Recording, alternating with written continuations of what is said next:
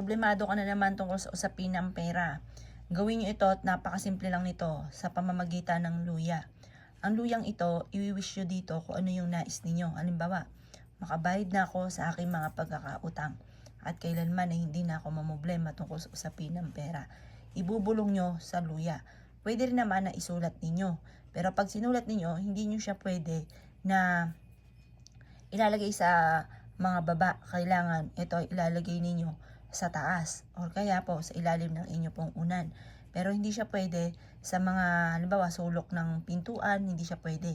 Pag sinulat po ninyo, dapat nilalagay sa matataas. Kaya in case man na kung saan nyo siya gusto ilagay, pwedeng ibulong nyo na lang dito. Ang importante sa pagbulong, mula sa puso ang pagbulong. Yung ba tipo na naniniwala ka na magkakaroon ka ng maraming pera?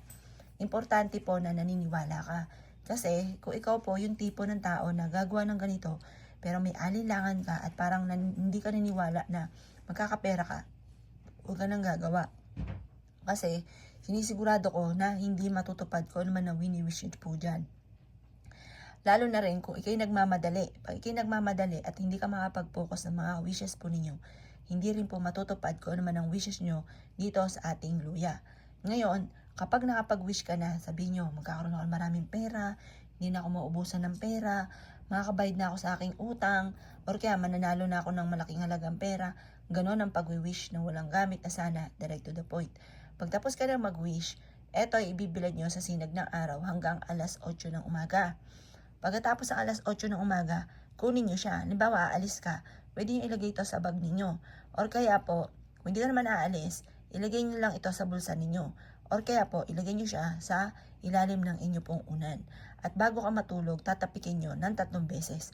Sabihin nyo po, magkakaroon ako ng maraming pera, magkakaroon ako ng maraming pera, magkakaroon ako ng maraming pera. Ganon ang pag-wish.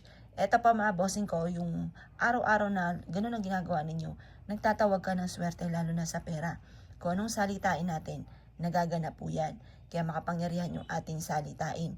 Kaya kung naisip po na magkaroon ka agad ng maraming pera, kailangan ganyan ang gawin po ninyo at maniwala ka sa inyong kakayahan na magkakaroon ka ng maraming pera at makakabayad ka na sa inyong mga pagkakautang.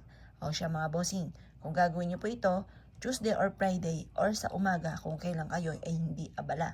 Kapag gumagawa ng mga pampaswerte, hindi dapat nagmamadali. Dapat mula sa puso ang pag-wish at naniniwala ka sa mga wini-wish po ninyo na inyo itong makakamtan. Kaya kung kayo naniniwala at gagawin nyo po ito, ay siya mga bossing, good luck po sa iyo po lahat.